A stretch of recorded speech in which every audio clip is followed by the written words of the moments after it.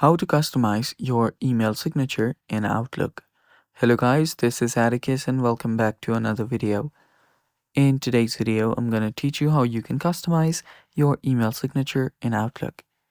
So before we begin, if you guys are new to our channel, head down below and hit the subscribe button so you don't miss out on our future videos.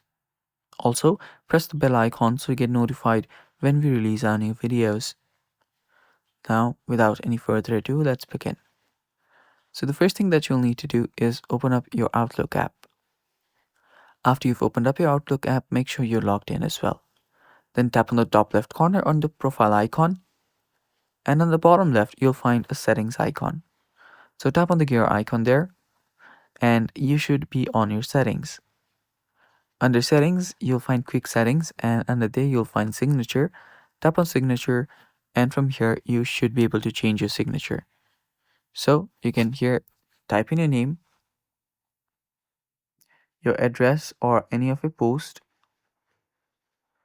and whatever the name of your company is. And then tap on the done button on the top right, and then you can head back. And it's basically that simple, and that's it for today. Thanks for watching. Stay tuned for more, and bye bye.